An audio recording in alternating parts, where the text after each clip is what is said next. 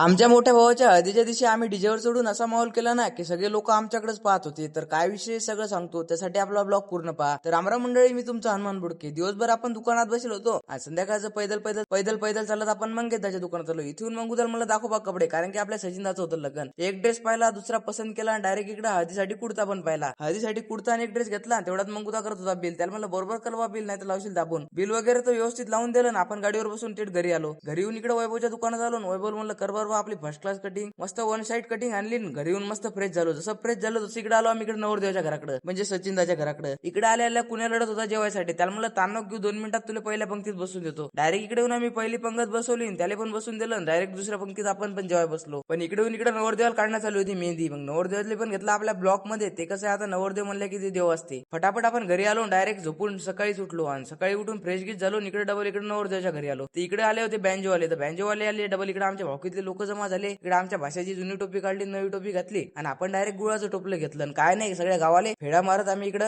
देवाचं दर्शन घेत घेत इकडे आमच्या भावकीतल्या पोरासोबत बोळ्या बाळ्यातून वापस नवरदेवाच्या घरी आलो. म्हणजे सगळं लोटांगण मारून इकडे मंदिरात आलो आणि इकडून एकदाच्या चटया आतरल्या आणि पहिल्या पंक्तीत गावातले लोक बसून दिले आणि दुसऱ्या पंक्तीत डायरेक्ट आपण पण बसलो. फटाफट जेवण केलं. तेवढ्यात आपण डायरेक्ट पोळ्याचं टोपलं घेतलं आणि इकडे नवरदेवाला वाटत होतं. ते काय आहे, नवरदेव जेव्हा बसला होता त्याची थोडीशी काळजी घेतली. इकडे आम्ही जेवण घेऊन झाले की लगे डायरेक्ट चटया गोळा करायला लागलो. आणि तसेच इकडे कॅनी पण रिकाम्या कॅनी पण ट्रॅक्टरात टाकून दिल्या आणि सगळा डोब रिकामा झाला. आणि इकडे लगे भांडे गिंडे घासले. पण लगे जशी संध्याकाळ झाली तशी इकडे हळदीचं डेकोरेशन झालं होतं. जसं डेकोरेशन झालं तेवढं डीजे आला आणि डायरेक्ट एक नाही दोन नाही नवरदेव वरी चढला. नवरदेव वरी चढवलं, मस्त नाचवलं भाऊ. तेवढ्यात आम्ही पण नाचलो. ते काय, आम्ही हळदीचं सिलेंडर पण आणलं होतं, त्याच्यामुळे शिल्लकच माहोल झाला. आणि आपण एक याचा सिनेमॅटिक वाला व्हिडिओ आपल्या अकाउंटवर टाकला आपण. तर कसा वाटला आजचा ब्लॉग कमेंट मध्ये सांगून द्या ना. इथून पुढे लग्नाचा ब्लॉग याच्यानंतर येऊन जाईल, तर आपल्याला फॉलो करून घ्या.